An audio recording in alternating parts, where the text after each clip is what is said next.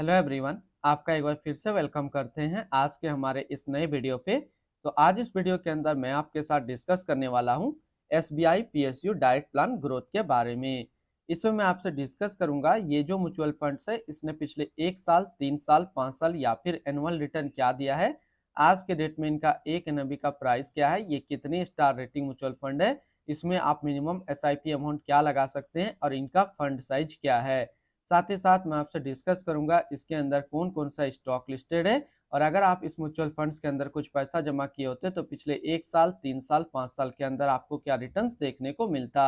और लास्ट में मैं आपसे डिस्कस करूंगा कि क्या हमें SBI PSU diet plan growth के अंदर इन्वेस्टमेंट करना चाहिए या फिर नहीं करना चाहिए। अगर आपने ऑलरेडी इन्वेस्ट किया है तो आगे आप अपना एसआईपी या फिर लमसम के साथ क्या करेंगे।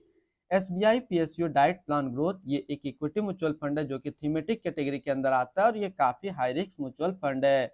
अगर इनके पिछले 1 साल के रिटर्न के ऊपर बात करें तो पिछले 1 साल में जो रिटर्न्स दिया है वो -7.5% का रिटर्न है। 3 साल के ऊपर बात करें तो 3 साल में 30.49% का रिटर्न है। 5 साल की अगर बात करें तो 5 साल में 30.96% का रिटर्न है और अगर एनुअल रिटर्न की बात करें तो एनुअल रिटर्न है 11.61% का। अगर इनके पिछले 1 साल के रिटर्न्स के ऊपर ध्यान देंगे तो करीब जो है 7.5% का अप्रोक्स नेगेटिव रिटर्न्स है। वहीं पे अगर इनके शॉर्ट टर्म्स की बात करें तो पिछले 1 महीने पे जो रिटर्न्स है वो भी नेगेटिव रिटर्न्स है और 6 महीने की बात करें तो 6 महीने पे 11.54% का यहाँ पे रिटर्न्स निकाल करके दिया है। अब हम लोग एनएबी के ऊपर बात करते हैं तो आज के डेट में इसका एक एनएबी का प्राइस है 34 रुपया 2 पैसा। रेटिंग की अगर बात करें तो इसको किसी प्रकार का रेटिंग नहीं मिला हुआ है। इसमें आप मिनिमम एसआईपी अमाउंट 500 रुपया लगा सकते हैं और इनका फंड साइज है 5278 करोड़ का। यानी कि अभी तक एसबीआई पीएसयू फंड के अंदर जो टोटल इन्वेस्टमेंट है वो टोटल 5278 करोड़ रुपया लगा हुआ है।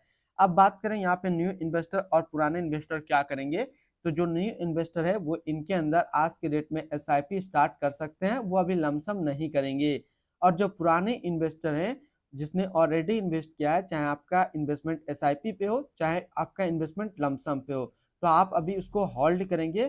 क्योंकि अगर आज के डेट से 1 साल पहले हम लोग देखें तो ये म्यूचुअल फंड्स काफी तगड़ा रिटर्न्स दे रहा था। जो न्यू इन्वेस्टर थे उसने इनके अंदर इन्वेस्टमेंट किया था लेकिन पिछले 1 साल में उसको गिरावट देखने को मिला होगा और यह गिरावट पिछले 1 साल में अप्रोक्स 7.5% के आसपास रिटर्न्स यहाँ पे नेगेटिव रिटर्न्स है। तो जिसने ऑलरेडी इनके अंदर इन्वेस्टमेंट किया है, अगर आपका इन्वेस्टमेंट एसआईपी या फिर लमसम पे हो तो आप अपना इन्वेस्टमेंट को अभी कंटिन्यू रखेंगे ताकि जो लॉसेस है वो रिकवर हो जाए, क्योंकि मार्केट पे अभी थोड़ा बूस्ट दिखना स्टार्ट हुआ है। रिटर्न कैलकुलेटर के ऊपर बात करते हैं कि अगर आप इस म्यूचुअल फंड्स के अंदर कुछ पैसा जमा करते तो फिर आपको क्या रिटर्न्स देखने को मिलता। और यहाँ पे मैं सबसे पहले बात करता हूँ एसआईपी की कि अगर आप इस म्यूचुअल फंड्स के अंदर 5,000 रुपया पर मंथ जमा करते तो 1 साल में आपका पैसा जमा होता है 60,000, आपको मिलता है 60,529 रुपया। 3 साल की बात करें तो 3 साल में आपका पैसा जमा होता है 1,80,000, आपको मिलता है 2,47,667 रुपया, अप्रॉक्स 37% का रिटर्न। और 5 साल की बात करें तो 5 साल में आपका जमा होता है 3 लाख, आपको मिलता है 5,83,832 रुपया, अप्रॉक्स 94% का रिटर्न यहाँ पे देखने को मिलता।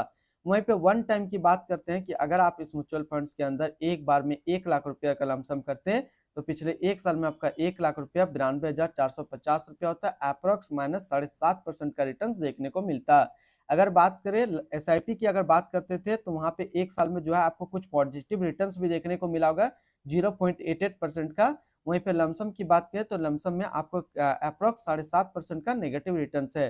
तो मैं इसलिए कहता हूं कि अभी मार्केट काफी ज्यादा फ्लक्चुएट हो रहा है, तो आप इनका अगर एसआईपी स्टार्ट करना सॉरी इन्वेस्टमेंट करना चाहते हैं एसबीआई पीएसयू फंड के अंदर तो एसआईपी के तौर पे ही आप अभी आज के डेट में स्टार्ट करें। 3 साल की बात करें तो 3 साल में आपका पैसा जमा होता है 1 लाख रुपया, आपको मिलता है 2,22,194 रुपया। वहीं पे 5 साल की बात करते हैं तो 5 साल में आपका 1 लाख रुपया 3,85,206 रुपया होता।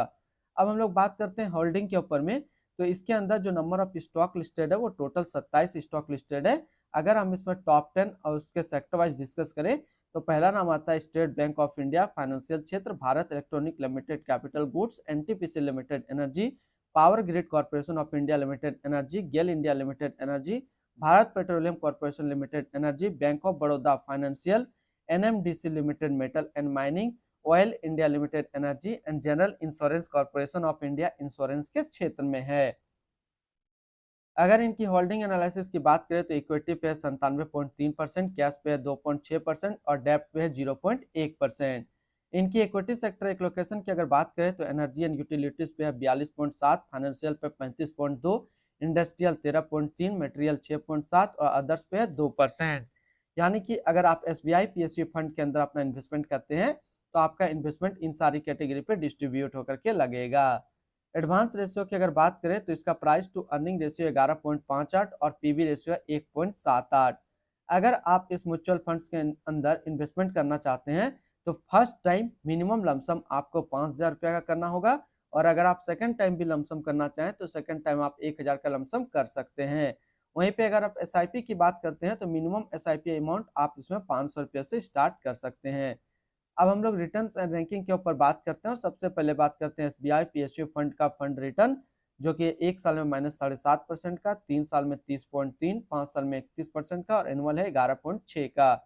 वहीं पे इस कैटेगरी का जो एवरेज रिटर्न है यानी कि इक्विटी थीमेटिक कैटेगरी का म्यूचुअल फंड्स का 1 साल में जो कैटेगरी एवरेज रिटर्न निकाला 12.5% का, 3 साल में 29.5 और 5 साल में 31 का है। एक्सपेंस रेशियो के ऊपर बात करें तो इनका एक्सपेंस रेशियो 0.84% का। एग्जिट लोड की बात करते हैं, अगर आप इन्वेस्ट किया हुआ पैसा 30 दिनों के अंदर निकालते हैं तो फिर आपको 0.50% का एग्जिट लोड देना होगा।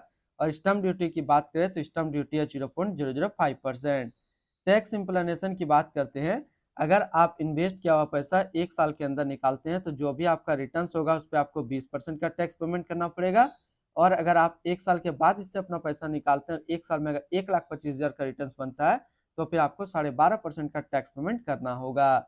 यानी कि शॉर्ट टर्म कैपिटल गेन पे आपको 20% टैक्स देना है और लॉन्ग टर्म कैपिटल गेन पे आपको 12.5% का टैक्स पेमेंट करना है। इनकी fund house and investment objects की बात करें तो SBI mutual fund total assist में इंडिया पे नंबर 1 पे रैंक करता है। इसका टोटल असिस्ट अंडर मैनेजमेंट है 11,93,297 करोड़ का। SBI PSU diet plan growth ये एक इक्विटी म्यूचुअल फंड है जो कि लॉन्च किया गया एसबीआई म्यूचुअल फंड की तरफ से। रिचार्ड डिसूजा अभी इस फंड का करंट फंड मैनेजर है। इस फंड का करंटली असिस्ट अंडर मैनेजमेंट है 11,93,297 करोड़ का और लेटेस्ट ने भी है 34 रुपया 2 पैसा। SBI PSU diet plan growth ये काफी हाई रिस्क म्यूचुअल फंड है। इसमें मिनिमम एसआईपी अमाउंट 500 रुपया का सेट किया गया है और मिनिमम लमसम 5,000 रुपया का सेट किया गया है। अगर आप इन्वेस्ट किया हुआ पैसा 30 दिनों के अंदर निकालते हैं तो फिर आपको 0.50% का एग्जिट लोड देना होगा। और फंड बेंचमार्क की अगर बात करें तो इसका फंड बेंचमार्क है BSE PSU total return index. तो आज इस वीडियो के अंदर मैंने आपके साथ डिस्कस किया एसबीआई पीएसयू फंड के बारे में। तो अगर आप आज के डेट में एसबीआई पीएसयू फंड के अंदर इन्वेस्टमेंट करना चाहते हैं तो फिर आप एसआईपी से स्टार्ट कर सकते हैं। तो फिर मिलते हैं हम लोग नेक्स्ट को इस तरीके का वीडियो की अच्छी जानकारी को लेकर के।